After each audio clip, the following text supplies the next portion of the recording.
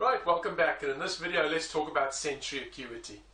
And so sensory acuity, we said that from moment to moment we can notice minute changes that our clients actually make.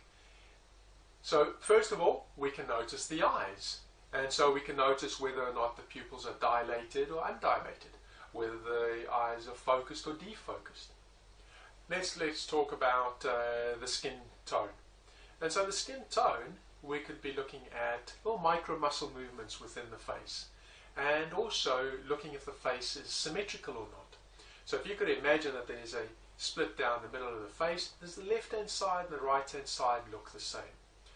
So there's a famous actor, of course. We know that he speaks a little bit like this, and so essentially the left hand side and the right hand side don't look exactly the same. And so this might be something that the client does. Example, wincing with pain. The client goes, oh. And so we can notice that there's a change. We've also got skin color. And so skin color we talk about from light to dark. It's not white to red, it's light to dark. And so what happens is that as soon as we've got more blood flow to the skin, then of course it looks, if somebody was very, very white, then it might look like they're getting red in the face. However, if we were working with a client that's very dark, you wouldn't necessarily notice the redness. What you would notice is that the skin goes darker. So we don't look for white to red, it's light to dark. Next we've got lower lip size. And so the best way to describe lower lip size is if you look at the lower lip, you may or may not have noticed before that you've got those little lines in your lip.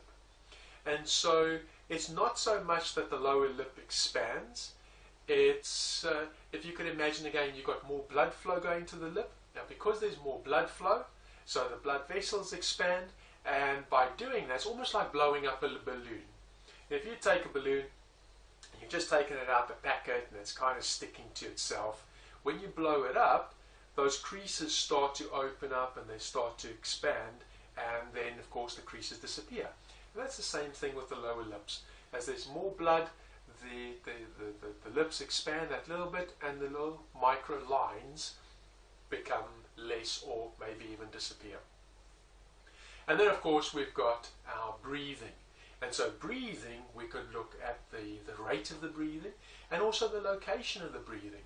So our client might be breathing up here on the top of their chest, and then their breathing might shift down to their gut. Their breathing might go from very slow to much faster, and again vice versa. So we want to be looking at breathing. Of course, notice though that we can notice whatever you notice. It doesn't just have to be those 5 things. Erickson famously said when they asked him, how do you know that that lady went into trance? And he said that I noticed it because the pulse on her left ankle changed. So that's wonderful sensory acuity, of course, being able to notice a pulse change. And you certainly can do that. One of the places that you could notice a pulse change as well might be in the neck. Or sometimes people have veins up in their head. The point being is you notice whatever it is that you notice.